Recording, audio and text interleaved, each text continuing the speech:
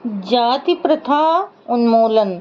तो hello friends, कैसे हो आप सब लोग। उम्मीद करती हूँ सभी लोग अच्छे होंगे। तो फ्रेंड्स, मैं ये क्यों कहता हूँ कि यह कार्य असंभव है, इसका दूसरा कारण तब स्पष्ट होगा जब आप ये याद रखेंगे कि जाति व्यवस्था के दो पक्ष हैं। पहले पक्ष के अनुसार मनुष्यों को अलग अलग समुदायों में विभाजित किया जाता है। जाति व्यवस्था के दूसरे पक्ष के अनुसार सामाजिक दर्जे में इन समुदायों का सोपानिक क्रम आधारित किया जाता है। प्रत्येक जाति को गर्व और इस काल से संतुष्टि है कि वह जाति क्रम में किसी अन्य जाति से ऊंची है। इस श्रेणीकरण के बाह्य लक्षण के रूप में सामाजिक और धार्मिक अधिकारों का भी एक श्रेणीकरण है, जिन्हें शास्त्रीय रूप से अष्टाधिकार और संस्कार कहा जाता है। किसी जाति का दर्जा जितना ऊंचा होगा उतने ही अधिक उसके अधिकार होंगे। जिस जाति का दर्जा जितना नीचा होगा उतने ही कम उसके अधिकार होंगे।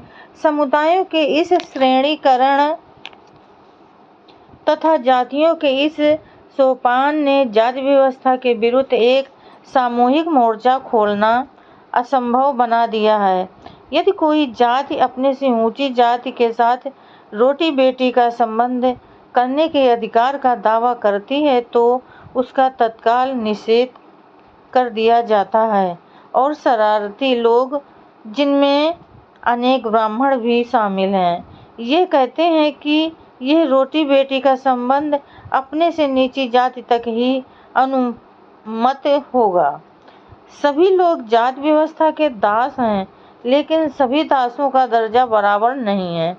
आर्थिक क्रांति लाने हेतु सर्वहारा वर्ग को उत्तेजित करने के लिए कार्ल मार्क्स ने उनसे ये कहा था, दासता को छोड़कर आपका और कुछ नहीं जाएगा। जिस कलात्मक ढंग से विभिन्न जातियों में सामाजिक और धार्मिक अधिकार वितरित किसी जाति को ज्यादा तो कुछ को कम किए गए थे, कार्ल मार्क्स के नारे का वह कलात्मक ढंग जाति व्यवस्था के विरुद्ध हिंदुओं को उत्तेजित करने के लिए एकदम बेकार है। जातियां उच्च और अवर प्रभुसत्ताओं की श्रेणीकृत व्यवस्था होती हैं।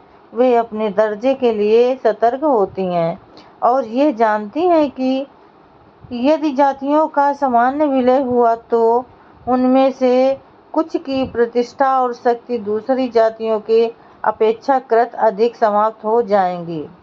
इसे सैनिक भाषा में यूँ कहा जाएगा कि आप जाति व्यवस्था पर आक्रमण करने के लिए हिंदुओं की आम लामबंदी नहीं कर सकते। क्या आप तर्क का प्रश्न उठा सकते हैं और हिंदुओं से ये कह सकते हैं कि वे जाति व्यवस्था को समाप्त करें, क्योंकि वो तर्क के विरुद्ध है। इससे ये प्रश्न उठता है, क्या हिंदू अपने तर्क का प्रयोग करने के लिए स्वतंत्र हैं? मनु के 3 अनुशासनियाँ विहित की हैं, जिनके अनुसार प्रत्येक हिंदू को आचरण करना चाहिए। वेद, स्मृति, सदाचार, स्वस्थ या प्रियमन, यहाँ तक तर्क का प्रयोग करने के लिए कोई स्थान नहीं है। हिंदू को स्मृति या सदाचार का पालन करना होगा, वो किसी अन्य का पालन नहीं कर सकता। इस संबंध में सबसे पहला प्रश्न यह उठता है कि यदि वेदों और स्मृतियों के अर्थों के संबंध में कोई संदेह उठता है तो उनके पाठ का निर्वचन कैसे किया जाएगा। इस महत्वपूर्ण प्रश्न के संबंध में मनु के निश्चित विचार हैं। वे कहते हैं, यो वमन्ते ते मूले हेतु शास्त्राश्रयात् द्विज स साधुभिर्बहिष्कार्यो नास्तिको वेद निंदक। इस नियम के अनुसार वेदों और स्मृतियों की व्याख्या करने वाले सिद्धांत के रूप में तर्कणावाद को पूर्णतया निराकृत किया गया है। इसे नास्तिकता के समान ही अनैतिक माना गया है और इसके लिए बहिष्कार करने की दंड व्यवस्था की गई है। इस प्रकार जहाँ कोई विषय वेद या स्मृति से संबंधित होगा वहाँ हिंदू तर्कपूर्ण विचार नहीं कर सकता। यहाँ तक कि जहाँ वेदों और स्मृतियों में उन विषयों पर विरोध है जिनमें उन्होंने स्पष्ट निषेधाज्ञा जारी कर रखी है, वहाँ भी तर्क का प्रयोग नहीं किया जाएगा। यदि दो श्रुतियों में विरोध है तो उनकी प्रामाणिकता समान मानी जाएगी। दोनों में से किसी एक का पालन किया जा सकता है, लेकिन ये ज्ञात करने का कोई प्रयास नहीं किया जाएगा कि तर्क के आधार पर कौन सी श्रुति प्रमाणिक है। इसे मनु ने इस प्रकार स्पष्ट किया है।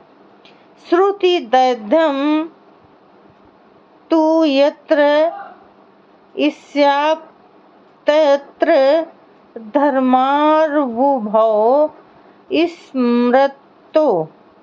यदि श्रुति और स्मृति के बीच विरोध है तो श्रुति को प्रमाणिक माना जाएगा।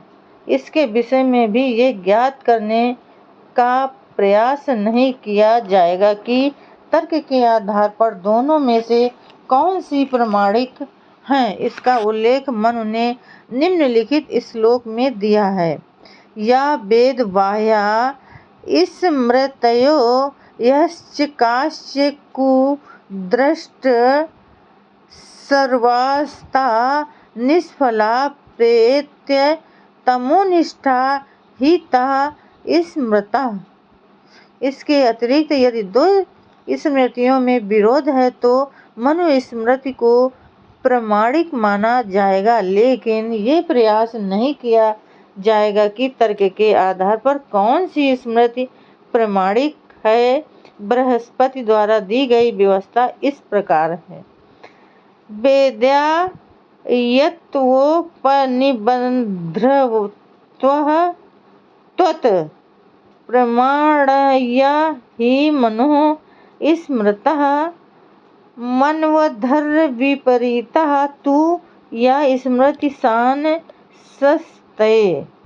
अतः यह स्पष्ट है कि कोई भी हिंदू उस किसी भी विषय में जिसमें श्रुतियों और स्मृतियों ने सुस्पष्ट निर्देश दे दिया है, आपकी तर्क शक्ति का प्रयोग करने के लिए स्वतंत्र नहीं है। महाभारत में भी यही नियम विहित किया गया है। पुराणम मानवो धर्म सांगा वेदिश्चिकित्सतहम आज्ञा सिद्धानि चत्वारि न हन्तव्यानि हेतुभिः। हिंदुओं को इन निर्देशों का पालन करना होगा। जाति तथा वर्ण ऐसे विषय हैं जिन पर वेदों और स्मृतियों में विचार किया गया है, जिसका परिणाम ये हुआ है कि यदि किसी हिंदू से तर्क करने का आग्रह किया जाए तो उस पर कोई असर नहीं होता। जहाँ तक जाति और वर्ण का संबंध है, शास्त्रों में केवल यही नहीं कहा गया है कि हिंदू किसी प्रश्न पर निर्णय लेने में तर्क का आधार नहीं ले सकता, बल्कि यह भी कहा गया है कि जाति और वर्ण व्यवस्था में उसके विश्वास के आधार की समीक्षा तार्किक ढंग से नहीं की जाएगी। अनेक गैर हिंदू लोगों के लिए यह मौन मनोरंजन का विषय साबित होगा जब वे यह देखेंगे कि कुछ अवसरों जैसे रेल यात्रा या विदेश यात्रा में अनेक हिंदू जाति का बंधन तोड़ देते हैं, लेकिन फिर भी वे अपने शेष जीवन में जाति व्यवस्था को बनाए रखने का प्रयास करते रहते हैं। यदि इस घटना की व्याख्या की जाए तो ज्ञात होगा कि हिंदुओं की तर्क शक्ति पर एक और नियंत्रण है। मनुष्य का जीवन सामान्यतया आभासिक तथा अचिंतनशील होता है। तो फ्रेंड्स, आज के लिए बस इतना ही। कल फिर मिलेंगे अगले नए वीडियो के साथ। तब तक के लिए फ्रेंड्स, जय भीम, नमो बुद्धाय।